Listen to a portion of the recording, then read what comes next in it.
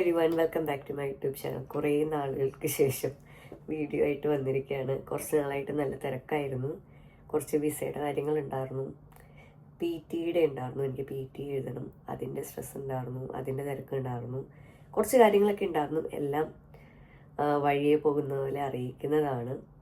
അപ്പോൾ ഇന്നത്തെ വീഡിയോ ഞാൻ എന്ത് വീഡിയോ ചെയ്യണം എന്ന് ഓർത്ത് കുറച്ചായിട്ട് ഇങ്ങനെ എന്താ പറയുക കാര്യങ്ങളൊക്കെ എഴുതിക്കൊണ്ടൊക്കെ ഇരുന്നപ്പോഴാണ് ഞാൻ ഓർത്തത് എന്തുകൊണ്ട് എൻ്റെ എക്സ്പീരിയൻസ് വെച്ചിട്ട് അങ്ങനെ അധികം ഇന്നത്തെ വീഡിയോ എന്ന് വെച്ച് കഴിഞ്ഞാൽ എന്താ പറയുക ഒരു സ്ക്രിപ്റ്റും ഇല്ലാണ്ട് എൻ്റെ എക്സ്പീരിയൻസ്, അതായത് ഇപ്പം എന്നെ അറിയാത്തവർക്ക് വേണ്ടിയിട്ട് ഞാൻ ഓസ്ട്രേലിയയിൽ വന്നിട്ട് ഇപ്പോൾ 4 കൊല്ലത്തിൽ കൂടുതലായി. എൻ്റെ എക്സ്പീരിയൻസ് വെച്ചിട്ട് എന്നോട് എല്ലാവരും ചോദിക്കുന്ന ഒരു സംഭവമാണ്, ഓസ്ട്രേലിയയിൽ ഇനി വന്നിട്ട് കാര്യമുണ്ടോ ചേച്ചി? അപ്പം ഞാൻ 4 വർഷത്തിൽ കൂടുതലായി. എൻ്റെ എക്സ്പീരിയൻസിൽ എനിക്ക് പറയാനുള്ള കാര്യം, സത്യസന്ധമായിട്ട് എനിക്ക് ഫീൽ ചെയ്തേക്കുന്ന കാര്യം, അതിനെ പറ്റിയിട്ടൊരു വീഡിയോ ചെയ്യണം. അപ്പോൾ ഇതിനകത്ത് വലിയ സ്ക്രിപ്റ്റോ ഒന്നുമില്ല. അപ്പോൾ എനിക്ക് തോന്നുന്ന പോലെ, എനിക്ക് ഓർമ്മ വരുന്ന പോലെ എനിക്കറിയാവുന്ന കാര്യങ്ങൾ പറഞ്ഞു തരാനാണ് ഉദ്ദേശിക്കുന്നത്. വേറെ എന്നാ, എനിക്ക് എൻ്റെ സ്ഥിരമായിട്ട് എൻ്റെ വീഡിയോ കണ്ടുകൊണ്ടിരുന്നവരൊക്കെ കുറേ പേര് എന്നോട് മെസ്സേജ് അയച്ചിരുന്നു, എന്താ ചേച്ചി വീഡിയോ ഒന്നും പോസ്റ്റ് ചെയ്യാത്ത, കുറച്ച് കാര്യങ്ങളുണ്ട്. അപ്പോൾ വഴിയെ പോകുന്ന പോലെ ശരിയാവുകയാണെങ്കിലും അതനുസരിച്ച് നിങ്ങളെ അറിയിക്കുന്നതാണ്. അപ്പം വേറെ മെയിൻ വീഡിയോയിലേക്ക് കടക്കുന്നതിന് ഒരു കാര്യം തന്നെ പറയാനുള്ളതെന്ന് വെച്ച് കഴിഞ്ഞാൽ നമുക്കൊരു കമ്മ്യൂണിറ്റി ഉണ്ടെന്നാണ്. അപ്പം നിങ്ങളൊരു പുതിയൊരു വ്യക്തിയാണ്, അതായത് ഓസ്ട്രേലിയയിൽ വരാനിരിക്കുകയാണ്, അല്ലെങ്കിൽ ഓസ്ട്രേലിയക്ക് പഠിക്കുന്നതിനെ പറ്റി അറിയാൻ താല്പര്യമൊക്കെ ഉണ്ടെങ്കിൽ അവർക്ക് വേണ്ടിയിട്ട് നമുക്കൊരു കമ്മ്യൂണിറ്റി ഉണ്ട്. അപ്പോൾ അതിനകത്ത് ഓൾമോസ്റ്റ് ഇപ്പം 3000 സ്റ്റുഡൻസ് ആവാറായി. അതിനകത്ത് അവരെല്ലാവരും, എനിക്ക് ഭയങ്കര സന്തോഷമായിട്ടോ. ഞാൻ തുടങ്ങിയത് 50 സ്റ്റുഡൻസ് വെച്ചിട്ടാണ്, ഇപ്പം അതിനകത്ത് 2800 സംതിങ് ആയി. അപ്പോൾ എനിക്കത് പറയുമ്പോൾ തന്നെ ഒരു ഇതാണ്.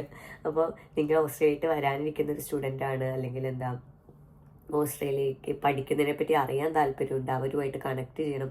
കുറേ പേര് എന്നെ നേരിട്ട് കണ്ടിട്ട് എന്നോട് വന്ന് മിണ്ടി എക്സ്പ്ലോർ വിത്ത് ആഷല്ലേ അത് കാണുമ്പോഴൊക്കെ എനിക്ക് വളരെ സന്തോഷമുണ്ട്. കുറേ പേര് എന്നോട് പറഞ്ഞു, ചേച്ചി നമ്മുടെ ഈ കമ്മ്യൂണിറ്റി വഴിയാണ് ഞാൻ എൻ്റെ കൂടെയുള്ള അക്കോമഡേഷൻ ഒരുമിച്ചെടുത്തത്, എൻ്റെ യൂണിവേഴ്സിറ്റിയിലുള്ള കുറേ പേരെ കണ്ടുമുട്ടിയത്, ഇപ്പോഴത്തെ ഫ്രണ്ട്സ് അവരായത് ഈ കമ്മ്യൂണിറ്റി വഴിയാണ്. അപ്പോൾ കമ്മ്യൂണിറ്റിയിൽ നിന്ന് എനിക്കൊന്നും കിട്ടാനൊന്നുമില്ല. ഞാനത് തുടങ്ങാൻ മെയിൻ റീസൺ എന്നാന്ന് വെച്ച് കഴിഞ്ഞാൽ, ഞാൻ വന്ന സമയത്ത് എനിക്കങ്ങനെ കൂട്ടുകാരൊന്നും ഉണ്ടായില്ല, എനിക്കങ്ങനെ അറിയുന്ന ആളുകൾ ഉണ്ടായില്ല. ഞാൻ വന്ന സമയത്ത് പിന്നെ അധികം മലയാളികൾ ഉണ്ടായില്ല, പക്ഷെ ഉണ്ടായിരുന്നു ഇങ്ങനത്തെ ഒരു ഓപ്പർച്യൂണിറ്റി, അല്ലെങ്കിൽ ഇങ്ങനെ ആളുകളായിട്ട് കണക്ട് ചെയ്യാനുള്ള ഒരു അവസരം ആ സമയത്ത് ഉണ്ടായിരുന്നില്ല. അപ്പോൾ നമ്മുടെ ഈ കമ്മ്യൂണിറ്റി വഴി ഞാൻ ഉദ്ദേശിക്കുന്നത് എന്താണെന്ന് വെച്ച് കഴിഞ്ഞാൽ, നിങ്ങൾ വരാനിരിക്കുന്ന സ്റ്റുഡൻ്റ് ആണ്, നിങ്ങൾക്ക് ആ ഒരു ഒറ്റപ്പെടൽ തോന്നരുത്. അപ്പോൾ ബാക്കിയുള്ളവരുടെ അതിനകത്ത് കുറേ പേര് ഇവിടെ ഓൾറെഡി ഉള്ള സ്റ്റുഡൻസ് ഒക്കെയാണ്. അപ്പോൾ നിങ്ങൾക്ക് അവരായിട്ട് സംസാരിക്കാം, എക്സ്പീരിയൻസ് ഷെയർ ചെയ്യാം. വേറെ എന്താണ്, അപ്പോൾ നിങ്ങൾക്ക് ഒരുമിച്ച് വരുന്ന ചില സമയത്ത് ഒരേ ഇൻടേക്കാണ്, ഒരേ യൂണിവേഴ്സിറ്റിയാണ്, ഒരുമിച്ച് അക്കോമഡേഷൻ എടുക്കാൻ പറ്റും ഫ്രണ്ട്സിനപ്പം.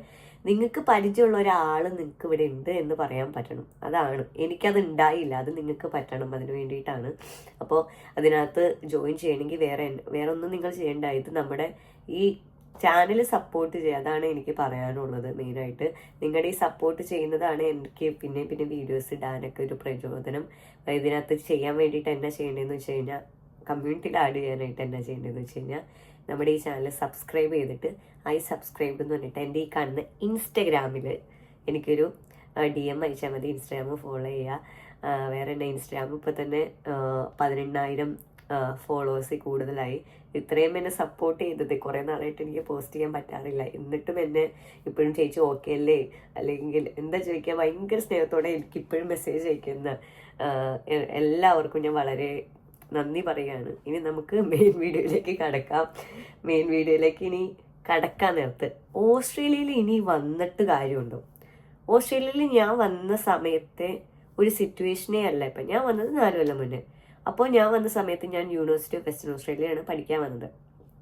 പഠിക്കാൻ വന്ന സമയത്ത് എങ്ങനെയായിരുന്നു എന്ന് വെച്ച് കഴിഞ്ഞാൽ, എൻ്റെ ക്ലാസ്സിൽ തന്നെ എനിക്ക് തോന്നുന്നു ഞാനും വേറൊരു കൊച്ചു മാത്രമേ ഇന്ത്യൻ ആയിട്ടുണ്ടായിരുന്നുള്ളൂ. ആ കൊച്ച് കർണാടക എന്തോ അങ്ങനെ എന്തോ സംഭവമായിരുന്നു. അപ്പോൾ ബാക്കിയെല്ലാം ഒന്നുകിൽ ചൈനീസ്, അല്ലെങ്കിൽ വേറെ ഏതെങ്കിലും, അല്ലെങ്കിൽ ഓസ്ട്രേലിയൻസ്, ആ ഒരു സിറ്റുവേഷനായിരുന്നു. പക്ഷെ ഇപ്പോഴത്തെ സിറ്റുവേഷൻ അങ്ങനെയല്ല. ഇപ്പം നിങ്ങളൊരു പഠിക്കാൻ പോയി കഴിഞ്ഞ് കഴിഞ്ഞാൽ നിങ്ങളുടെ ക്ലാസ്സിൽ നിറച്ച് മലയാളികളാണ് കുട്ടികൾ പറയുന്നത്. പാറമൈറ്റിയിലൊക്കെ ചേച്ചി എൻ്റെ ക്ലാസ്സിൽ മൊത്തം മലയാളികളാണ്. ആ ഒരു സിറ്റുവേഷനാണ്. കുറേ പേര് കൺസേൺ എന്നാന്ന് വെച്ച് കഴിഞ്ഞാൽ, ഈ ഓസ്ട്രേലിയ അടുത്തൊരു കാനഡയായി മാറിക്കൊണ്ടിരിക്കണം, അപ്പോൾ ഇനി ഓസ്ട്രേലിയയിൽ വന്നിട്ട് കാര്യമുണ്ട്. അതാണ് മെയിനായിട്ട് കുറേ പേരുടെ കൺസേൺ.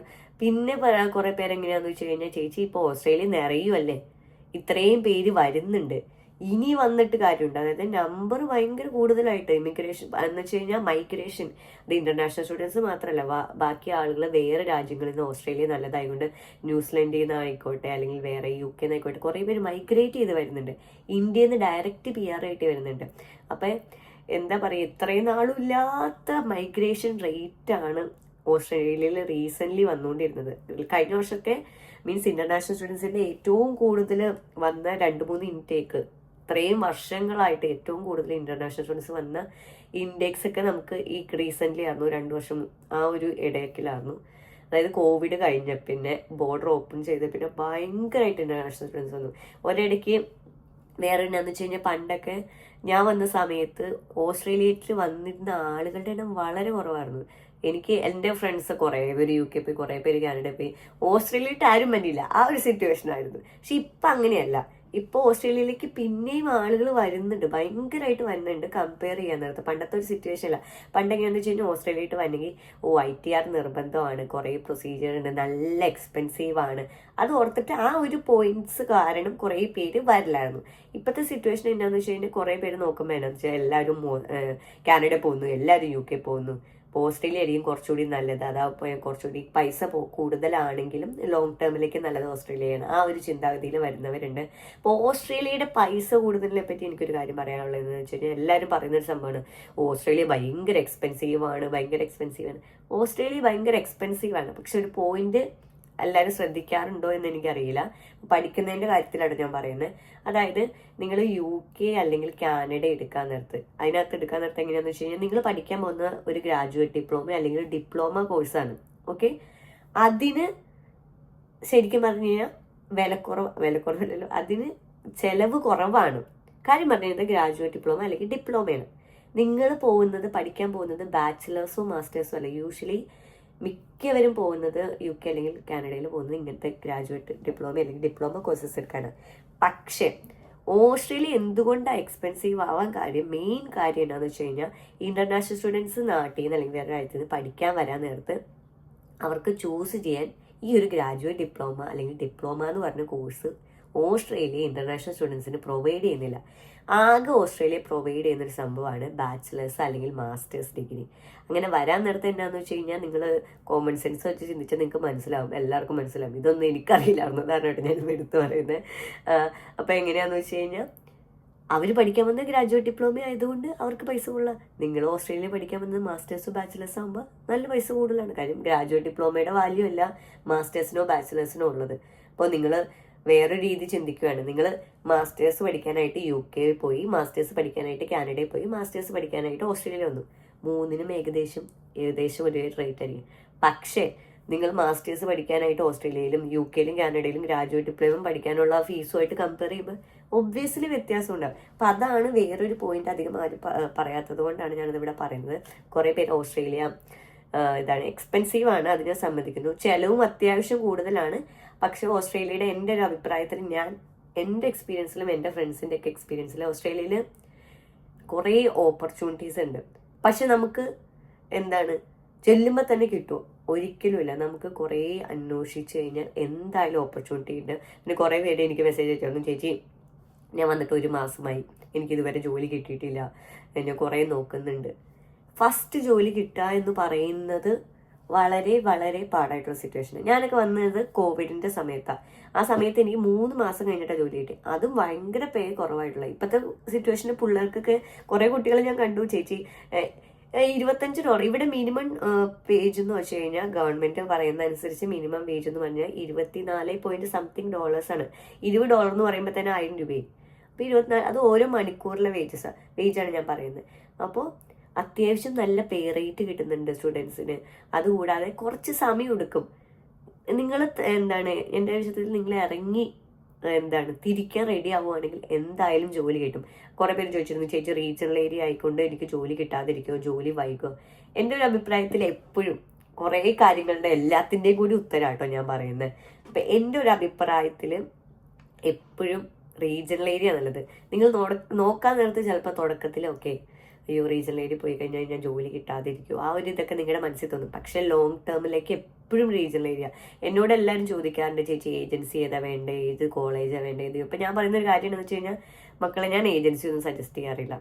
അതുപോലെ തന്നെ ഞാൻ കോളേജും കോഴ്സും ഒന്നും സജസ്റ്റ് ചെയ്യാറില്ല. അപ്പം ഞാൻ പറയുന്ന ഒരു കാര്യം എന്താണെന്ന് വെച്ച് കഴിഞ്ഞാൽ, നിങ്ങൾ യൂണിവേഴ്സിറ്റി സെലക്ട് ചെയ്യുവാണെങ്കിൽ എനിക്ക് പറയാനുള്ള ഒരു കാര്യം എന്താണെന്ന് വെച്ച് കഴിഞ്ഞാൽ, നിങ്ങൾ റീജിയണൽ യൂണിവേഴ്സിറ്റി സെലക്ട് ചെയ്യുക. വേറെ ഒന്നും കൊണ്ടല്ല, റീജിയണൽ യൂണിവേഴ്സിറ്റി എടുക്കുവാണെങ്കിൽ നിങ്ങൾക്ക് ലോങ് ടേമിലേക്ക് നല്ല ബെനിഫിറ്റ്സ് ഉണ്ട്. അപ്പം ഞാൻ പെർത്തിലാണ് വന്നത്, western Australia, university of western Australia വന്നത്. അവിടെ പഠിച്ചത് കൊണ്ട് നമുക്ക്, ഞാൻ പക്ഷെ അവിടെ നിന്ന് മെൽബണിലേക്ക് മൂവ് ചെയ്താൽ എൻ്റെ എക്സ്ട്രാ സ്റ്റേറ്റ് ബാക്ക് കിട്ടില്ല, അത് വേറെ കാര്യം. അപ്പം നിങ്ങൾ റീജിയണൽ ഏരിയ പഠിക്കുകയാണെങ്കിൽ നിങ്ങൾക്ക് PR ആപ്ലിക്കേഷൻ്റെ സമയത്ത് 5 പോയിന്റ് എക്സ്ട്രാ കിട്ടും. അപ്പം നിങ്ങൾ ചിലപ്പോൾ ഓർക്കും, ഈ 5 പോയിന്റ് വെച്ച് എന്ത് കാര്യം, ആ 5 പോയിന്റിന് എന്തൊരു വില കിട്ടുമെന്ന് എന്നോട് ചോദിച്ചു കഴിഞ്ഞാൽ നിങ്ങൾക്ക് എൻ്റെ ഒരു ഇപ്പോഴത്തെ സിറ്റുവേഷനിൽ എനിക്ക് പറയാൻ പറ്റും, 5 പോയിന്റ്, ഓരോ പോയിന്റും വിലയുണ്ട്. ചിലവർക്ക് ആ ഒരു 5 പോയിന്റ് കുറവ് കാരണമായിരിക്കും നിങ്ങൾക്ക് ചിലപ്പോൾ PR ആപ്ലിക്കേഷൻ വയ്ക്കാൻ പറ്റാത്തത്. അപ്പം നിങ്ങളൊന്ന് ആലോചിച്ച് നോക്കി, ആ 5 പോയിന്റിന് വില. അപ്പം അങ്ങനെ നോക്കാൻ നേരത്തെ അതൊരു പോയിന്റ്. ചില റീജിയണൽ ഏരിയയിൽ പഠിച്ചു കഴിഞ്ഞാൽ നിങ്ങൾക്ക് 2 വർഷം സ്റ്റേ ബാക്ക് കിട്ടും. ചില റീജിയണൽ ഏരിയ പഠിച്ചു കഴിഞ്ഞാൽ നിങ്ങൾക്ക് 1 വർഷം സ്റ്റേ ബാക്ക് എക്സ്ട്രാ കിട്ടുന്ന കാര്യമായിട്ടാണ് പറഞ്ഞത്. അതായത് നിങ്ങൾ ഒരു സിറ്റി പഠിക്കുന്ന ഒരാളെക്കാളും 1 വർഷമോ 2 വർഷമോ എക്സ്ട്രാ ഇയേഴ്സ് നിങ്ങൾക്ക് ഓസ്ട്രേലിയയിൽ നിൽക്കാൻ പറ്റും. അതെന്ന് പറഞ്ഞു കഴിഞ്ഞാൽ വളരെ വലിയൊരു സംഭവമാണ്. ചിലപ്പോൾ ആ 1 വർഷം എക്സ്ട്രാ വർഷം കൊണ്ട് നിങ്ങൾക്ക് നിങ്ങളുടെ ഒട്ടും സ്കോപ്പില്ലാത്ത ഫീൽഡിൽ നിങ്ങൾക്ക് ചിലപ്പോൾ ഒരു ജോലി കിട്ടി. ഇപ്പം ബിസിനസ് ഫീൽഡാണെങ്കിലും ജോലി കിട്ടി, ഒരു സ്പോൺസറിനെ കിട്ടാനൊക്കെ ആ ഒരു സമയമായിരിക്കും ചിലപ്പോൾ ഹെൽപ്ഫുൾ ആവുന്നത്. അതൊരു കാര്യം. വേറൊരു കാര്യം എന്താണെന്ന് വെച്ചാൽ, നിങ്ങൾ PR ആപ്ലിക്കേഷൻ വയ്ക്കാൻ നേരത്ത്, ഞാനിപ്പോൾ സിറ്റിയിലുള്ള ഒരാളാണ്, നിങ്ങൾ റീജിയണൽ ഏരിയയുള്ള ആളാണ്, നമ്മൾ രണ്ടുപേരും ഇപ്പം ടീച്ചിങ് ആ ഒരു ഒക്യുപ്പേഷനാണ് വച്ചേക്കുന്നത്. ഒബ്വിയസ്ലി പ്രയോറിറ്റി കിട്ടുന്നതെന്ന് വെച്ച് കഴിഞ്ഞാൽ മറ്റേ റീജിയണൽ ഏരിയ ഉള്ള ആൾക്കാണ്. അപ്പം അങ്ങനെ കുറേ കാര്യങ്ങളുണ്ട് ഈ റീജിയണൽ ഏരിയ. അപ്പം എനിക്ക് ആ ഒരു കാര്യം കൂടി ഞാൻ എടുത്ത് പറയാനുണ്ട്. എനിക്കറിയാവുന്നതും നിങ്ങൾ ഓസ്ട്രേലിയയിട്ട് വരുന്നതിനെ പറ്റി എനിക്ക് പറയാൻ പറ്റുന്നുള്ള രീതിയിൽ കാര്യങ്ങളോട്ടെ ഞാൻ പറഞ്ഞു വരുന്നത്. അപ്പം റീജിയണൽ ഏരിയയുടെ കാര്യം പറഞ്ഞു. പിന്നെ വേറൊരു കാര്യം പറയാനുള്ളത് എന്നാന്ന് വെച്ച് കഴിഞ്ഞാൽ, ഇപ്പോൾ ഓസ്ട്രേലിയയിൽ വരുന്നത് വേർത്തിട്ടാണോ എന്ന് വെച്ചാൽ, എൻ്റെ എക്സ്പീരിയൻസിൽ ഞാൻ വന്നിട്ട് ഞാൻ കുറേ പാർട്ട് ടൈം ജോലി ചെയ്യുന്നുണ്ട്. എല്ലാ ഇന്റർനാഷണൽ സ്റ്റുഡൻസിൻ്റെ പോലെ തന്നെ ഏകദേശം നല്ല സൈഡ്സും ഉണ്ട്, നമുക്ക് മോശം സൈഡുണ്ട്. അപ്പം കുറേ പേര് ഇങ്ങനെ പുറം രാജ്യത്തിൻ്റെ കുറേ കുട്ടികളുടെ വീഡിയോ കണ്ടിട്ട് എനിക്ക് അവരെ മോശമാക്കി പറയുന്ന ആ ഒരു ഇതുമല്ല. ഞാൻ പുറം രാജ്യത്ത് പോയിട്ട് ആ പണി ചെയ്യേണ്ടി വന്നു, ഈ പണി ചെയ്യേണ്ടി വന്നു. UK ഏതൊരു കുട്ടി, എനിക്ക് അത്ര ഓർമ്മയില്ല ആരാണെന്ന്. ഞാനിങ്ങനെ കുറേ പേര് ഇങ്ങനെ ഇത് കണ്ടപ്പോൾ എനിക്ക് ആ കൊച്ചിൻ്റെ സിറ്റുവേഷൻ മനസ്സിലായത്. ആ കുട്ടിയുടെ പേഴ്സണൽ എക്സ്പീരിയൻസ് ഷെയർ ചെയ്തു. അത് ജനറലൈസ് ചെയ്ത് പറഞ്ഞപ്പോൾ എനിക്ക് എന്തോ പോലെ തോന്നി. എല്ലാവർക്കും അവരുടേതായ എക്സ്പീരിയൻസ് ഉണ്ട്. അതിപ്പോൾ നല്ല രീതിയിലുള്ള എക്സ്പീരിയൻസും ഉണ്ട്, മോശം രീതിയിലുള്ള എക്സ്പീരിയൻസ് ഉണ്ട്. അതിപ്പോൾ ഓസ്ട്രേലിയ എന്നല്ല, ഏത് രാജ്യത്ത് പോയാലും ഉണ്ടാവും. രാജ്യം എന്തിനാ, നിങ്ങളിപ്പോൾ എറണാകുളത്ത് സ്ഥിരം താമസിച്ചുകൊണ്ടിരുന്ന ഒരാൾ വേറൊരു സ്ഥലത്ത്, എറണാകുളത്ത് നിന്ന് മാറി ഇടുക്കി പോയി താമസിച്ചു കഴിഞ്ഞാൽ ചിലപ്പോൾ, അല്ലെങ്കിൽ കൊല്ലത്ത് പോയി നമ്മൾ വേറൊരു ഡിസ്ട്രിക്റ്റിട്ട് മാറിയാൽ തന്നെ നമുക്ക് അതിൻ്റെതായ ആ ഒരു കംഫർട്ട് സോണിൽ നമ്മൾ പാരൻസിൻ്റെ അടുത്തു നിന്നൊക്കെ മാറി നിൽക്കണേൻ്റെ പ്രശ്നങ്ങളുണ്ടാവും. പുതിയ ആൾക്കാർ, പുതിയ സ്ഥലം, പുതിയ ജോലികൾ, പിന്നെ നമുക്ക് എന്താണ് നാട്ടിലായിരുന്നപ്പോൾ എല്ലാവരും കൈ കൊണ്ട് വെച്ചെടുക്കുന്ന ആ ഒരു സിറ്റുവേഷൻ നമ്മൾ പുറത്തു പോകുന്നത്. ആ ഒരു പ്രശ്നമൊക്കെ ഏത് രാജ്യത്ത് പോയാലും ഉള്ളതുപോലെ ഓസ്ട്രേലിയയിലും ഉണ്ട്. പിന്നെ എന്നോട് കുറേ പേര് പറയുന്ന ഒരു കാര്യമാണ്. അപ്പോൾ അതെല്ലാവരും എക്സ്പെക്ട് ചെയ്തിട്ട് വരാം. എനിക്ക് ഒരു കാര്യം പറയാനുള്ളത്, വേറൊരു കാര്യം പറയാനുള്ളത് എന്താണെന്ന് വെച്ച് കഴിഞ്ഞാൽ, കുറേ കാര്യം പറയുന്നത് എനിക്കറിയാം, എനിക്ക് ഓർമ്മ വരുന്നതനുസരിച്ച് പറയാം. വേറൊരു കാര്യം എന്നാ പറയാനുള്ളതെന്ന് വെച്ച് കഴിഞ്ഞാൽ, നിങ്ങൾ ഓസ്ട്രേലിയയിൽ നിന്നല്ല ഏത് രാജ്യത്ത് പോകുമ്പോഴാണെങ്കിലും ഭയങ്കര കുറേ പേര് വീഡിയോസിലൊക്കെ പറയുന്നുണ്ട് സൂപ്പറാണെന്ന്. നിങ്ങളിവിടെ വന്നാൽ മതി, വന്നു കഴിഞ്ഞാൽ സെറ്റാണ്. അങ്ങനെ മാത്രം പറഞ്ഞ വീഡിയോസ് ചെയ്യുന്നു. ഞാൻ അങ്ങനെ മാത്രം പറഞ്ഞിട്ട് എനിക്ക് നിങ്ങളെല്ലാവരും ഇങ്ങനെ വിളിച്ചു കൊണ്ടുവന്നിട്ട് അങ്ങനെ ഏജൻസി ഒന്നും നടത്തുന്ന ഒരാളൊന്നുമല്ല ഞാൻ.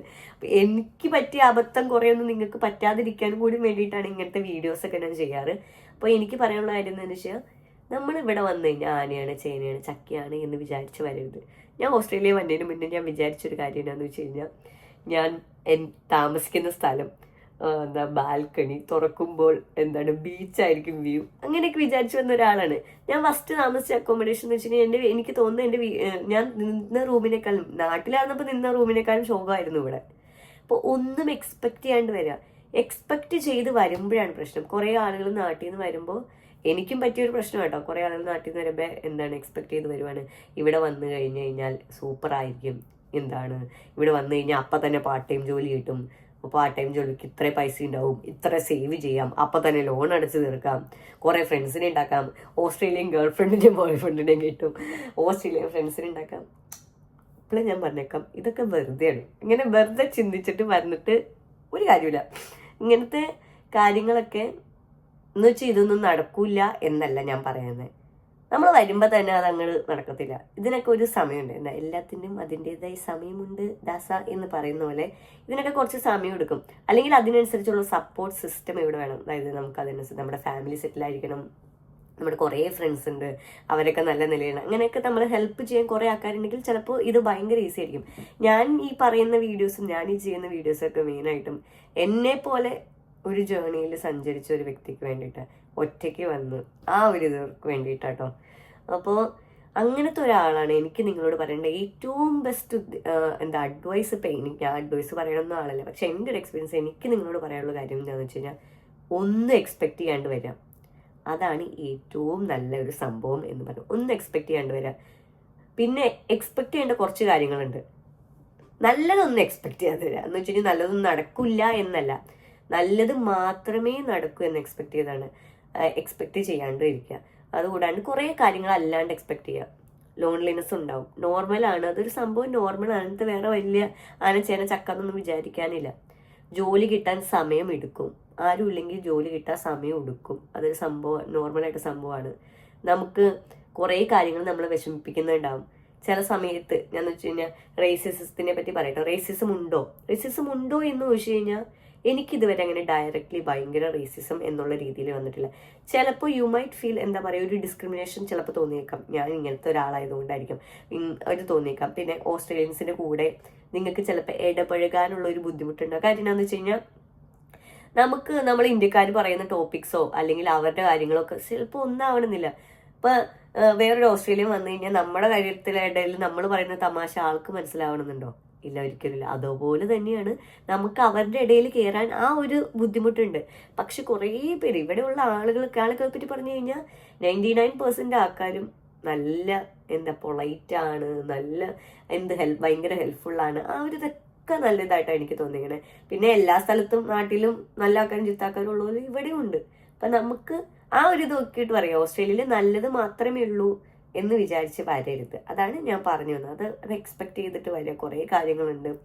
പിന്നെ പാരൻസ് കാണുന്നുണ്ടെങ്കിൽ അവരോട് പറയാനുള്ളത്, എനിക്കറിയാവുന്നൊരു ആൾക്ക് ഇങ്ങനെ എപ്പോഴും പാരൻസ് ഇങ്ങനെ ചോദിച്ചുകൊണ്ടിരിക്കും, ജോലി ഇതുവരെ ആയില്ലേ, ജോലി ഇതുവരെ. അത് ചോദിക്കാതിരിക്കുക. ഈ വരുമ്പോൾ തന്നെ കുട്ടികളോട് അവർ വന്ന് 1 മാസം ആകുമ്പോഴത്തേക്കും അവർ അനുഭവിക്കാത്ത സ്ട്രെസ്സില്ല. അപ്പം എനിക്ക് പാരൻസിനോട് എൻ്റെ ഒരു സൈഡിൽ നിന്ന് പറയാനുള്ളത് എന്താണെന്ന് വെച്ച് കഴിഞ്ഞാൽ, അവർ വരുന്നു, അവർക്ക് ജോലി കിട്ടാൻ അവരുടെ മാക്സിമം ശ്രമിക്കുന്നുണ്ടാവും. മാക്സിമത്തിൽ കൂടുതൽ ശ്രമിക്കുന്നുണ്ടാവും. എനിക്കറിയാം കുട്ടികളൊക്കെ വരുന്നു, ചേച്ചി ഇവിടെ എല്ലാ റെസ്റ്റോറൻറ്റ്സിലും ഓടി കിടന്ന് അവർ റെസ്യൂമേ കൊടുക്കുന്നു, അല്ലാണ്ട് ഓൺലൈൻ ആപ്ലിക്കേഷൻ നടത്തുന്നു, അറിയാവുന്നവർക്കൊക്കെ മെസ്സേജ് അയക്കുന്നു, പിന്നെ മിനിമം വേജിൽ കുറഞ്ഞ് പണിയെടുക്കാൻ റെഡിയാന്ന് പറയും. കുറേ അതുകൂടാണ്ട് ഒറ്റയ്ക്കാണ്, പുതിയ സ്ഥലമാണ്, വഴി തെറ്റുന്നു, ഇതൊക്കെ കുറേ പ്രശ്നങ്ങളുണ്ട്. അപ്പം എനിക്ക് പാരൻസ് എനിക്കറിയാം, എൻ്റെ വീഡിയോസ് കുറേ കാണുന്ന പാരൻസ് ഉണ്ട്. കുറേ പേര് എനിക്ക് മെസ്സേജ് അയക്കാറുണ്ട്. എനിക്ക് ഭയങ്കര സന്തോഷമാണ് പാരൻസായിട്ട്. കുട്ടികൾ മെസ്സേജ് അയക്കുമ്പോൾ സന്തോഷമില്ല എന്നല്ല കേട്ടോ, പാരൻസ് ഇങ്ങനെ മെസ്സേജ് അയക്കുമ്പോൾ മോളെ വീഡിയോ കണ്ടു, വളരെ ഹെൽപ്ഫുള്ളാണ്, പറഞ്ഞതിന് നന്ദി, ആരും ഇങ്ങനെ പറയാറൊന്നുമില്ല എന്നൊക്കെ പറഞ്ഞ് മോളെ ദൈവം അനുഗ്രഹിക്കട്ടെ എന്നൊക്കെ പറഞ്ഞ് വീഡിയോ ഒക്കെ മീൻസ് വോയിസ് മെസ്സേജ് ഒക്കെ അയക്കുമ്പോൾ എനിക്ക് ഭയങ്കര സന്തോഷം കേട്ടോ. അതിനൊക്കെ ഞാൻ വളരെ വളരെ നന്ദി, വളരെ ഗ്രേറ്റ്ഫുള്ളാണ് ദൈവത്തിനോടും നിങ്ങളോടും ഒക്കെ. അപ്പം ഞാൻ പറഞ്ഞ പാരൻസ് നിങ്ങൾ കാണുന്നുണ്ടെന്ന് എനിക്കറിയാം. അപ്പം അവരോട് അങ്ങനെ ചോദിക്കാതിരിക്കുക. അവർ 1 മാസമായിട്ടുള്ളൂ വന്നിട്ട്, അവരെങ്ങനെങ്കിലും അത് കണ്ടുപിടിക്കും. നിങ്ങളപ്പോൾ ചെയ്യേണ്ട ഒരു കാര്യം എന്താണെന്ന് വെച്ച് കഴിഞ്ഞാൽ, നിങ്ങൾക്ക് അവർക്ക് മോട്ടിവേഷൻ കൊടുക്കുക എന്നാണ്. അതായത് ജോലി കിട്ടിക്കോളൂടാ, അല്ലെങ്കിൽ ജോലി കിട്ടിക്കോളൂടി, എല്ലാം ശരിയാവൂടി, നീ ടെൻഷൻ അടിക്കേണ്ട, എന്തായാലും നീ പരിശ്രമിച്ച എന്ന് വെച്ച് കഴിഞ്ഞാൽ ഒരാൾ മടി പിടിച്ചിരുന്ന അവിടെ ഇരുന്നോളാൻ പറയുക എന്നല്ല ഞാൻ ഉദ്ദേശിക്കുന്നത്. അല്ലാതെ പരിശ്രമിക്കുന്ന ഒരു കുട്ടിയെന്ന് നിങ്ങൾക്ക് ഉറപ്പുണ്ടെങ്കിൽ അവരെ ഡിസ്കറേജ് ചെയ്യാതിരിക്കാം. എപ്പോഴും എപ്പോൾ വിളിക്കുമ്പോഴും ആദ്യം ചോദിക്കുന്നത്, ചിലപ്പോൾ ഞാനൊരു കൂട്ടുകാർ, ഞാൻ എക്സ്പീരിയൻസ് മീൻസ് കണ്ടിട്ടുള്ളതുകൊണ്ട് പറയുന്നത് കേട്ടോ, അവളോട് ആദ്യം വീട്ടുകാർ വിളിക്കുമ്പോൾ ചോദിക്കണേ എന്താ കഴിച്ചോ, സുഖമാണോ എന്നൊന്നുമല്ല, ഇതുവരെ ജോലി ആയില്ലേ, ഇതെന്താ ജോലി ആവാത്തേ, ആളുകളൊക്കെ ചോദിച്ചു തുടങ്ങി, അതൊക്കെയാണ്. അപ്പം പാരൻസ് കണ്ടെങ്കിൽ ആ ഒരു സംഭവം ഒഴിവാക്കുക. കാര്യം എന്താണെന്ന് വെച്ച് കഴിഞ്ഞാൽ, നിങ്ങൾക്കും കൂടി വേണ്ടിയിട്ടാണ് അവർ വന്നേക്കുന്നത്. അപ്പം ആ ഒരു നിങ്ങൾക്ക് സപ്പോർട്ട് ചെയ്യാൻ പറ്റില്ലെങ്കിലും ഡിസ്കറേജ് ചെയ്യാതിരിക്കുക. നിങ്ങൾക്ക് പറ്റുന്ന രീതിയിൽ സപ്പോർട്ട് ചെയ്യുക. നിങ്ങൾ അവിടെയാണ്, നിങ്ങൾക്ക് സപ്പോർട്ട് ചെയ്യുന്നതിന് ഒരു പരിധിയുണ്ട്. പക്ഷെ നിങ്ങളുടെ ആ ഒരു ചിലപ്പോൾ എല്ലാം ഓക്കെ ആയിക്കോളും എന്നുള്ളൊരു വാക്കായിരിക്കും അവരെ ഫുള്ള് പ്രചോദനമായിട്ട് കുറച്ചുകൂടി മുന്നോട്ട് നീങ്ങാനായിട്ട് സഹായിക്കുന്നത്. അപ്പം അതൊന്ന് ശ്രദ്ധിക്കുക. ഇനി പറയാനുള്ളത് പിന്നെ എന്തുട്ടായിരുന്നു? ആ കോഴ്സിന്റെ കാര്യം എനിക്ക് പറ്റിയ വലിയ വലിയ അബദ്ധം എന്ന് വെച്ച് കഴിഞ്ഞാൽ വലിയ അബദ്ധം എനിക്ക് നിങ്ങളോട് പറയാനുള്ളൂ. നിങ്ങൾക്കൊരു ഏജൻസി നിങ്ങൾ എടുക്കുവാണ്. എന്നോട് ഇപ്പൊ കോഴ്സ് റിലേറ്റഡ് ആയതുകൊണ്ട് ഞാൻ പറയണേ, ഞാൻ ഒരു ഏജൻസി പറഞ്ഞൊരു കോഴ്സ് എടുത്തു വന്നു. ആ സമയത്ത് ഇങ്ങനെ പറഞ്ഞു തരുന്ന ഒരു വീഡിയോസ് ഞാൻ കണ്ടിട്ടില്ല. കുറെ ഉണ്ടായിരുന്നു, കുറെയൊക്കെ ഹിന്ദിയിലായിരുന്നു. ഹിന്ദി എനിക്ക് അറിയാമായിരുന്നു, പക്ഷെ ഇപ്പം അറിയാവുന്നത്ര അറിയത്തില്ല. ആ ഒരു ടോപ്പിക്കിലായിട്ട് ഞാൻ വരുന്നതാണ്. അപ്പൊ നിങ്ങളൊരു കോഴ്സ് സെലക്ട് ചെയ്യാൻ നേരത്ത് ശ്രദ്ധിക്കേണ്ട ഒരു കാര്യം എന്ന് വെച്ചാൽ, ഏജൻസി ഏതെങ്കിലും കോഴ്സ് പറഞ്ഞിട്ട് അത് എടുത്തുകൊണ്ട് വരരുത് പ്ലീസ് വരരുത്. എനിക്ക് പറ്റിയ വലിയൊരു അബദ്ധമാണ്. എനിക്ക് ആ ഒരു അബദ്ധം പറ്റിയില്ലായിരുന്നെങ്കിൽ എനിക്കിപ്പോൾ PR ആയേനെ എന്നതാണ് എൻ്റെ മനസ്സിലുള്ളത്. അപ്പം അവർ പറഞ്ഞ ഒരു കോഴ്സ് എടുത്തു. ഞാൻ ബിസിനസ് ഫീൽഡാണ്. അപ്പം നിങ്ങൾ ബിസിനസ് ഫീൽഡിലുള്ള ആരാണെങ്കിൽ PR കിട്ടില്ല എന്ന് ഒരിക്കലുമില്ല. കുറേ പേര് പറയുന്നു, ചേച്ചി ഞാൻ ബിസിനസ് ഫീൽഡ് ആയതുകൊണ്ട് PR കിട്ടാൻ പാടാണ്, PR കിട്ടില്ല എന്നൊക്കെയാണ് പറയുന്നത്. PR കിട്ടാൻ കുറച്ച് പാടാണ്. ഒബ്വിയസ്ലി നിങ്ങൾ നഴ്സസിനെ അല്ലെങ്കിൽ ഹെൽത്ത് ഫീൽഡ് വെച്ച് കമ്പയർ ചെയ്യുമ്പോൾ അതിപ്പോൾ ഏത് രാജ്യത്ത് പോയാലും പുറം രാജ്യത്ത് കൂടുതലും ഹെൽത്ത് ഫീൽഡിലുള്ള ആളുകൾക്കാണ് ഓപ്പർച്യൂണിറ്റീസ് കൂടുതൽ. അന്ന് വെച്ച് കഴിഞ്ഞാൽ ബിസിനസ് ഫീൽഡിലുള്ള ആളുകൾക്ക് ജോലി കിട്ടില്ല എന്നല്ല അർത്ഥം. അതിൻ്റെ അർത്ഥം കുറച്ചുകൂടി പോസിബിലിറ്റി കുറവാണെന്നുമല്ല, കുറച്ചുകൂടി പാടാണ് PR കിട്ടാൻ. എന്ന് വെച്ച് കഴിഞ്ഞാൽ PR കിട്ടത്തേ ഇല്ല എന്നല്ല. കുറേ പേരെന്നോട് പറഞ്ഞു, ചേച്ചി ഞാൻ ബിസിനസ് ഫീൽഡിൽ കുറേ ജോലികൾക്ക് PR ഉള്ളതുണ്ട്. അപ്പം നിങ്ങൾ എന്നാ ചെയ്യേണ്ടതെന്ന് വെച്ച് കഴിഞ്ഞാൽ, ഏജന്റ് പറഞ്ഞു, ഏജന്റ് ഇങ്ങനെ പറയാണ്, ഈ ഒരു ഇതെടുത്ത് പോയവർക്ക് PR കിട്ടി, അവർ രക്ഷപ്പെട്ടു, അവർക്ക് കോടീശ്വരായി എന്നൊക്കെ പറഞ്ഞ് കേട്ട് അങ്ങനെ ഒരു കോഴ്സ് എടുത്ത് വരരുത്. നിങ്ങളുടേതായ റിസർച്ച് ചെയ്തിട്ട് വരാം. അപ്പം എൻ്റെ ഇതെന്ന് വെച്ച് കഴിഞ്ഞാൽ അവരെന്നോട് അങ്ങനെയൊന്നുമല്ല പറഞ്ഞത്. അന്ന് എനിക്ക് ഇതിനെപ്പറ്റി ധാരണയില്ല. എനിക്ക് ആകെ അറിയാവുന്ന ഓസ്ട്രേലിയ പോകണം, രക്ഷപ്പെടണം, ആ ഒരു ഇതാ. പിന്നെ മനസ്സിൽ ഫസ്റ്റ് ഓപ്ഷനും ഓസ്ട്രേലിയ ആയിരുന്നില്ല കേട്ടോ, അത് വേറെ കാര്യം. അപ്പോൾ നിങ്ങൾ അത് കേട്ട് വരാതിരിക്കുക. എന്ന് വെച്ച് കഴിഞ്ഞാൽ അവർ മൊത്തത്തിൽ അവോയ്ഡ് ചെയ്യാമെന്നുമല്ല, നിങ്ങൾ നിങ്ങളുടേതായിട്ട് റിസർച്ച് ചെയ്യുക. അപ്പം കോഴ്സിൻ്റെ കാര്യത്തിൽ സെലക്ട് ചെയ്യാന്നിട്ട് എനിക്ക് എന്നോട് പറയാനുള്ളത് അതുകൂടാണ്ട് ഇപ്പോൾ ഏജൻസിയുടെ കാര്യം വരുമ്പോൾ എന്നോട് കുറേ പേര് ചോദിച്ചു, ചേച്ചി നല്ലൊരു ഏജൻസി സജസ്റ്റ് ചെയ്യാവോ? എനിക്കറിയില്ല മക്കളെ, സത്യം പറയാലോ, എനിക്കറിയില്ലാത്ത കാര്യം എങ്ങനെയാണ് സജസ്റ്റ് ചെയ്യാൻ പറ്റുന്നത്. അപ്പം എന്നോട് കുറേ പേര്, ചേച്ചിക്ക് എന്താ ഒരു ഏജൻസി സജസ്റ്റ് ചെയ്തുകൂടെ ചേച്ചി, ഞങ്ങൾക്ക് വിശ്വാസമാണ്. അതെനിക്ക് മനസ്സിലായി. പക്ഷെ എനിക്ക് സജസ്റ്റ് ചെയ്യാൻ, എനിക്ക് നല്ല ഏജൻസി വല്ലതും അറിഞ്ഞാലല്ലേ എനിക്ക് നിങ്ങളെ സജസ്റ്റ് ചെയ്യാൻ പറ്റുള്ളൂ. അപ്പം നിങ്ങൾ ബാക്കി പോയവരോടൊക്കെ ചോദിക്കുക അങ്ങനെ നല്ലൊരു ഏജൻസി. പക്ഷേ ഈ ഏജൻസിയുടെ കാര്യത്തിൽ എനിക്കൊരു കാര്യം പറയാനുള്ളത്, എനിക്ക് മനസ്സിലായിടത്തോളം കാലം ഏജൻസി ഇപ്പം എത്ര സൂപ്പർ ആയിക്കോട്ടെ, എത്ര പൊട്ടയായിക്കോട്ടെ, at the end of the day നിങ്ങളുടെ ഫയൽ ഹാൻഡിൽ ചെയ്യുന്നത് ആരാണോ, ഇപ്പം ഏജൻസിയിൽ ഇപ്പം ഡയറക്ടറായിട്ട് ഇരിക്കുന്ന ആളായിരിക്കുമല്ലോ നിങ്ങളുടെ ഫയൽ ഹാൻഡിൽ ചെയ്യുന്നത്. അവിടെ 10 സ്റ്റാഫ് ഉണ്ട്, അതിനകത്ത് ഒരു സ്റ്റാഫായിരിക്കും നിങ്ങളുടെ ഫയൽ ഹാൻഡിൽ ചെയ്യുന്നത്. ആ ഒരു സ്റ്റാഫ്, അത് എത്ര പൊട്ട ഏജൻസി ആയിക്കോട്ടെ, ആ ഒരു സ്റ്റാഫ് നല്ലതാണ്, നന്നായിട്ട് കാര്യങ്ങൾ ചെയ്യണമെങ്കിൽ നിങ്ങളുടെ ഫയലിന് ഒരു കുഴപ്പമുണ്ടാവില്ല. പക്ഷെ വലിയ സൂപ്പർ ഏജൻസിയാണ്, നല്ല റിവ്യൂ ഒക്കെ ഉണ്ട്, പക്ഷേ അതിനകത്ത് നിങ്ങളുടെ ഫയൽ ഹാൻഡിൽ ചെയ്ത ആൾക്ക് ഒരു എക്സ്പീരിയൻസും ഇല്ല, പുതിയ ഒരാളാണോ ഒന്നും അറിയില്ല, കാര്യമുണ്ടോ ഇല്ല. അപ്പം അത് കുറേയൊക്കെ അങ്ങനെയുണ്ട്. പിന്നെ എനിക്ക് കുറേ ഏജൻസിയുടെ പേര് മെൻഷൻ ചെയ്തിട്ട്, ചേച്ചി ഈ ഏജൻസി ഇവിടെ വന്നിട്ടാണ് അവർക്കൊക്കെ എന്നോട് ഇങ്ങനെ അവർ പറഞ്ഞ് വിശ്വസിച്ച് വെറുതെ എന്നൊക്കെ പറഞ്ഞിട്ട് കോമഡി. അവർ തന്നെ എനിക്ക് പ്രൊമോഷന് വീഡിയോ ഒക്കെ അയച്ചു എന്നതാണ്. നമുക്ക് അതിൻ്റെ ഒന്നും ആവശ്യമില്ല. നമുക്ക് അങ്ങനത്തെ ഒരു ഇതില്ല. നമ്മളല്ലാതെ പ്രൊമോഷൻസ് ഒക്കെ ചെയ്യുന്നുണ്ട്, ആ ഒരു പ്രൊമോഷൻ നമ്മൾ വേണ്ടാന്ന് വെച്ചേക്കുന്ന ഒരു കാര്യം. അപ്പോൾ പറഞ്ഞു വന്നത്, അപ്പോൾ ഏജൻസി അങ്ങനെ നമുക്ക് അങ്ങനെ നമ്മുടേതായ റിസർച്ച് നടത്താം. അവർ ഈ ഒരു കോഴ്സ് വേണമെന്ന് പറയാൻ മെയിൻ ഒരു കാര്യം എന്താണെന്ന് വെച്ച് കഴിഞ്ഞാൽ അവർക്ക് കമ്മീഷൻ കിട്ടുന്നുണ്ട്. അപ്പം അങ്ങനത്തെ ഏജൻസിയുടെ കുറേ വീഡിയോസൊക്കെ ഞാൻ ചെയ്തിട്ടുണ്ട്, അതൊക്കെ കണ്ടു. ഞാൻ അല്ലെങ്കിൽ ഇങ്ങനെ ഇതിനെപ്പറ്റി പറഞ്ഞുകൊണ്ടിരിക്കും. അപ്പം ഞാൻ പറഞ്ഞിരുന്ന കോഴ്സ് സെലക്ട് ചെയ്യാൻ നേരത്ത് മാക്സിമം എല്ലാവർക്കും അറിയാവുന്ന ഒരു സംഭവമാണ് SOL ലിസ്റ്റ്. ഇപ്പം ഞാൻ എഴുതിയൊന്നും കാണിക്കണം കേട്ടോ, ഇനി ഇതൊന്നും എഡിറ്റൊന്നും ഞാൻ ചെയ്യണില്ല. SOL list, skilled occupation list അല്ലെങ്കിൽ സ്കിൽഡ് ഓക്യുപ്പേഷൻ ലിസ്റ്റ്. അപ്പം അതിനകത്ത് എങ്ങനെയാണെന്ന് വെച്ച് കഴിഞ്ഞാൽ അത് മാത്രമേ എല്ലാവർക്കും അറിയുള്ളൂ. അത് നിങ്ങളുടെ വിചാരത്തിൽ അത് നോക്കിക്കഴിഞ്ഞ് കഴിഞ്ഞാൽ അതിനകത്തുള്ള ഒരു കോഴ്സ് എടുത്ത് വന്ന് ഓസ്ട്രേലിയയിൽ വന്നു കഴിഞ്ഞാൽ PR കിട്ടും. അപ്പം നിങ്ങൾക്ക് അറിയില്ല, നിങ്ങൾ പുതിയ ആളാണ്, അതെന്താ സംഭവം എന്ന് വെച്ച് കഴിഞ്ഞാൽ ഓസ്ട്രേലിയയിൽ PR ആപ്ലിക്കേഷന് എലിജിബിൾ ആണെന്നുള്ളൊരു സമയത്തിൽ സ്കിൽ ഓക്യുപ്പേഷൻ ലിസ്റ്റ്, ഞാൻ വന്ന സമയത്ത് എനിക്ക് അങ്ങനത്തെ ഒരു ലിസ്റ്റിന് മാത്രം പറ്റി അറിയുള്ളൂ.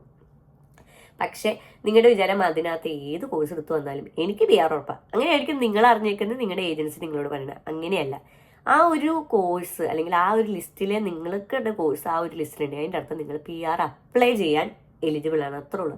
അല്ലാണ്ട് അതിനകത്ത് ഏത് കോഴ്സ് എടുത്തു വന്നാലും നിങ്ങൾക്ക് PR കിട്ടും, ഒരിക്കലും അല്ല.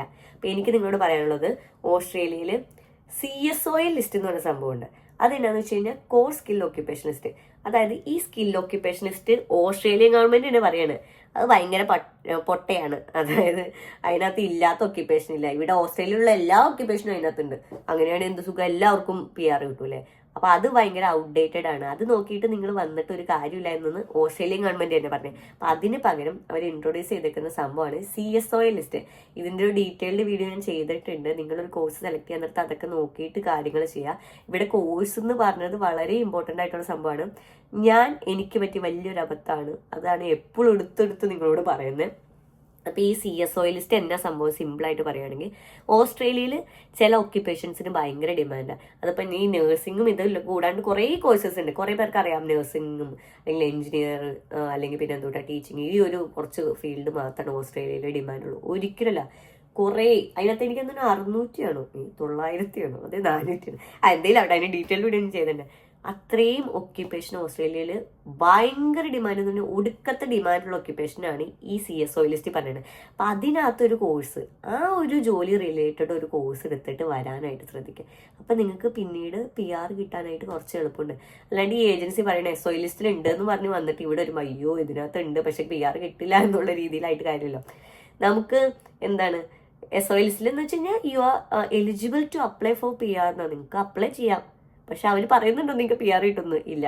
ഇപ്പം അക്കൗണ്ടന്റ് അതിനകത്തുണ്ട് SOA ലിസ്റ്റിൽ. ഒരു സമയത്ത് അക്കൗണ്ടൻസിനൊക്കെ PR ഇടാൻ ഭയങ്കര പാടായിരുന്നു. ഇപ്പം പിന്നെയും ഓക്കെ എന്ന് വെച്ച് കഴിഞ്ഞാൽ 100 110 പോയിന്റ് വയ്ക്കുന്നത്. ബാക്കി ഒക്യുപ്പേഷൻ 65 പോയിന്റ് മതി PR പോയിന്റ്സ്. PR പോയിന്റ്സിനെ പറ്റി അറിയില്ലാത്തതാണെങ്കിൽ അതിൻ്റെയും ഡീറ്റെയിൽഡ് വീഡിയോ ഞാൻ ചെയ്തിട്ടുണ്ട്, അത് പോയി കാണുക. അപ്പോൾ പറഞ്ഞു വന്നത് കോഴ്സ്, അപ്പം അത് നോക്കിയിട്ട് സെലക്ട് ചെയ്യാം. പിന്നെ എന്താ പറയാനുള്ളത്, കുറേ കാര്യങ്ങളുണ്ട്. ഇപ്പം തന്നെ 26 മിനിറ്റ് ആയി. നിങ്ങളെ ഞാൻ ബോറടിപ്പിക്കുന്നില്ല. ഇപ്പം എൻ്റെ ഒരു അഭിപ്രായത്തിൽ ഒരു രത്ന ചുരുക്കം ഞാൻ പറയാം. പക്ഷെ ഇതിൻ്റെ ഒരു പാർട്ട് 2, നിങ്ങൾ പാർട്ട് 2 വേണമെന്ന് പറയുവാണെങ്കിൽ കുറച്ചുകൂടി കാര്യങ്ങൾ എനിക്ക് പറയാനുണ്ട്. അതിൻ്റെ ഡീറ്റെയിൽഡ് വീഡിയോ ഞാൻ വരുന്നതാണ്. എൻ്റെ ഒരു അഭിപ്രായത്തിൽ നിങ്ങൾ കറക്റ്റ് കോഴ്സ് എടുത്ത് വരുവാണെങ്കിൽ നിങ്ങൾക്ക് പറ്റിയൊരു സ്ഥലമാണ്. നിങ്ങൾ അതൊക്കെ അതുകൂടാണ് പണിയെടുക്കാൻ റെഡിയാണ് എന്നുള്ളത് കുറേ ഓപ്പർച്യൂണിറ്റീസ് പ്രൊവൈഡ് ചെയ്യുന്നുണ്ട്. നിങ്ങളെ ഞാൻ അന്ന് വെച്ച് കഴിഞ്ഞ് അറ്റ് ദ സെയിം ടൈം നിങ്ങൾക്ക് അതിൻ്റെതായ ചലഞ്ചസും ഉണ്ട്. ഓപ്പർച്യൂണിറ്റീസ് ഉണ്ടെന്ന് വെച്ച് കഴിഞ്ഞാൽ ഒരു ചലഞ്ചും ഇല്ല, ചുമ്മാ അടച്ചെന്ന് കഴിഞ്ഞാൽ കിട്ടുമെന്നല്ല, അതിൻ്റെതായിട്ടുണ്ട്. അപ്പോൾ പണിയെടുക്കാൻ റെഡിയാണെങ്കിൽ പിന്നെ എന്നോട് ചോദിച്ചു ചേച്ചി എനിക്ക് ഓസ്ട്രേലിയ വരാനുള്ള പൈസ എൻ്റെ ഇല്ല, ഓസ്ട്രേലിയ ഭയങ്കര എക്സ്പെൻസീവ്. എൻ്റെ ഒരു അഭിപ്രായം പറയുവാണെങ്കിൽ, ഞാൻ വേറെ രാജ്യത്തൊന്നും പോയിട്ടില്ല, പക്ഷെ ഞാൻ കുറേ പേരായിട്ട് സംസാരിച്ചിട്ട് എൻ്റെ അഭിപ്രായം പറയുവാണെങ്കിൽ, നിങ്ങൾ പുറത്ത് പോകാൻ നോക്കുന്ന ഒരാളാണെങ്കിൽ അത് ഓസ്ട്രേലിയ തന്നെ ആവണം എന്നൊന്നുമില്ല. അപ്പോൾ നിങ്ങൾക്ക് പുറത്ത് പോകാൻ റെഡിയാണ്, നിങ്ങൾക്ക് വേറെ രാജ്യത്ത് പോയാലും നിങ്ങൾക്ക് രക്ഷപ്പെടാം. നിങ്ങൾക്ക് അതിനുള്ളൊരു മൈൻഡ് ഉണ്ട്, നിങ്ങൾ പണിയെടുക്കാൻ റെഡിയാണ് എന്നെങ്കിലാണ്. പക്ഷേ ഇപ്പം ഞാൻ പറഞ്ഞ പോലെ കുറേ മിസ്റ്റേക്സും കുറേ അബദ്ധങ്ങളും പറ്റാതിരിക്കുക. എനിക്ക് പറ്റിയ അബദ്ധമൊന്നും നിങ്ങൾക്ക് പറ്റാതിരിക്കട്ടെ ഈ കോഴ്സിൻ്റെ കാര്യത്തിലൊക്കെ. അപ്പം നിങ്ങൾക്ക് ഇതിൻ്റെ ഒരു പാർട്ട് 2 വേണമെങ്കിൽ പാർട്ട് 2 എന്ന് പറഞ്ഞിട്ട് ഒന്ന് കമൻറ്റിൽ ഇട്ടേക്കുന്നേ.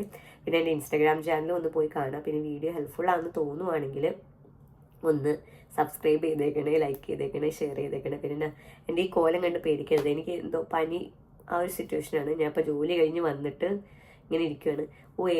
എന്നെപ്പറ്റി ഒരു വീഡിയോയും കുറച്ച് പേര് ചോദിച്ചിരുന്നു, എന്താ ചേച്ചി ഞാനിപ്പോൾ ഒരു ടീച്ചറാണ്, ടീച്ചർ ഇൻ ദ സെൻസ് കുഞ്ഞുങ്ങളെ പഠിപ്പിക്കുന്ന ടീച്ചറാണ്. അപ്പോൾ അതിനൊക്കെ ഡീറ്റെയിൽ വീഡിയോ വേണമെങ്കിൽ ഒന്ന് പറഞ്ഞിരുന്നാൽ മതി കേട്ടോ.